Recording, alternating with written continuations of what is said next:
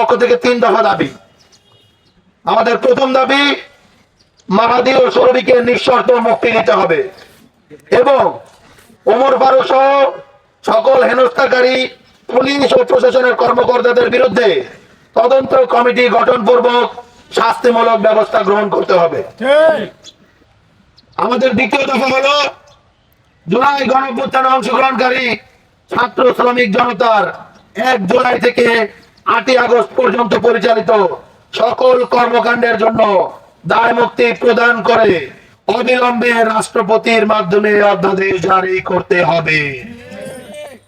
আমাদের 3 নম্বর দফা, সেটি হলো জুলাই বিপ্লবে গুরুত্বপূর্ণ অবদান রাখা সেনা, নৌ, বিমান বাহিনী সহ সামরিক, আধা সামরিক ও বেসামরিক প্রশাসনের সকল কর্মকর্তা, সৈনিক ও কর্মচারীদের ইতিহাস লিপিবদ্ধ করতে হবে।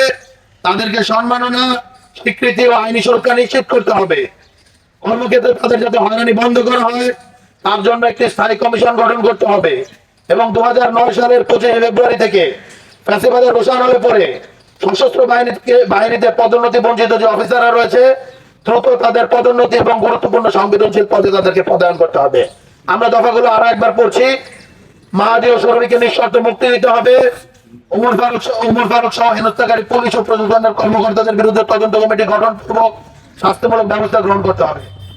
আমাদের দ্বিতীয় দফা, জুলাই গণঅভ্যুত্থানে অংশগ্রহণকারী ছাত্র শ্রমিক জনতার 1 জুলাই থেকে 8 আগস্ট পর্যন্ত পরিচালিত সকল কর্মকাণ্ডের জন্য দায় মুক্তি প্রদান করে আগামী 24 ঘন্টার মধ্যে রাষ্ট্রপতির মাধ্যমে অধ্যাদেশ জারি করতে হবে।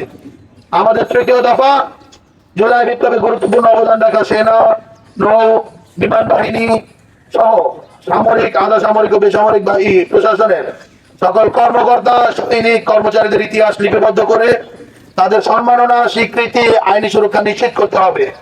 কর্মক্ষেত্রে তাদের হয়রানি বন্ধে একটি স্থায়ী কমিশন গঠন করতে হবে এবং 2009 সালের 25 ফেব্রুয়ারি থেকে ফ্যাসিবাদের রোশন হয়ে পড়ে সশস্ত্র বাহিনীতে পদোন্নতি বঞ্চিত অফিসারদের দ্রুত পদোন্নতি ও গুরুত্বপূর্ণ সংবেদনশীল পদগুলো প্রদান করতে হবে। এই মুহূর্তে আমরা আমাদের কর্মসূচি ঘোষণা করছি। আগামীর কর্মসূচি, জুলাই আমাদের প্রথম কর্মসূচি হলো, আমরা ঘোষণা করেছিলাম, আরো একবার ঘোষণা করছি, আমাদের কার্যক্রম কিছুটা এগিয়েছে, আমরা একটু আপডেট দিতে চাই। আমাদের কর্মসূচি হলো, জুলাই গণঅভ্যুত্থান চলাকালে সারা দেশে যে যে থানার অধীনে ছাত্র জনতাকে শহীদ করা হয়েছে সেই সকল থানার ওসি এবং সেই জেলাগুলোর এসপি থেকে শুরু করে তদন্ত যারা কমান্ডিং অফিসার রয়েছেন তাদের তালিকা তৈরি করছে বৈষম্য বিরোধী ছাত্র আন্দোলন। এই তালিকাটি আইসিটি ট্রাইব্যুনালে জমা পড়ব মামলার সিদ্ধান্ত নিয়েছে বৈষম্য বিরোধী ছাত্র আন্দোলন। 2 নম্বর আমাদের যে কর্মসূচি যেটি চলমান রয়েছে সেটি হলো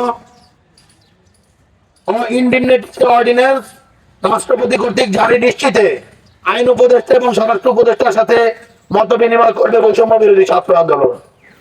এবং আমাদের যে 3 নম্বর কর্মসূচি সেটি হলো নির্বাচনকালীন বৃহত্তম যে 2টি জোটের প্রধান রয়েছেন তাদের সাথে সাক্ষাৎ পূর্বক তাদের নির্বাচনী ইশতেহারে জুলাইয়ের বৈপ্লবিক চেতনাকে সমুন্নত রাখা এবং জুলাই বিপ্লবীদের নিরাপত্তা নিশ্চিতের ব্যাপারটি স্পষ্ট উল্লেখ নিশ্চিত করতে, তাদের যে নির্বাচনী ইশতেহারে সেখানে স্পষ্ট উল্লেখ নিশ্চিত করতে বৈষম্য বিরোধী ছাত্র আন্দোলন তাদের কর্মসূচি চলমান রাখবে। এবং আপনারা দেখতে পেয়েছেন শরীফদের সাথে, মাহাদিদের সাথে কি হয়েছে, তৈবুরদের সাথে কি হচ্ছে। আমরা কিন্তু এই ঘটনাগুলো আর ঘটতে দেব না এবং এই ঘটনা যেখানে আসছে আমরা প্রতিরোধ করব। আজকের এই সংবাদ সম্মেলন থেকে আমরা বৈষম্য বিরোধী ছাত্র আন্দোলন যেভাবে জুলাইয়ে ফ্যাসিবাদ বিরোধী ছাত্র জনতার ভ্যানগার্ড হয়ে উঠেছিল, আবারও আমরা নতুন করে সকল জুলাই বিপ্লবীদেরকে, বৈষম্য বিরোধী ছাত্র আন্দোলন প্ল্যাটফর্মকে জুলাই বিপ্লবীদের ভ্যানগার্ড বলে ঘোষণা করছি।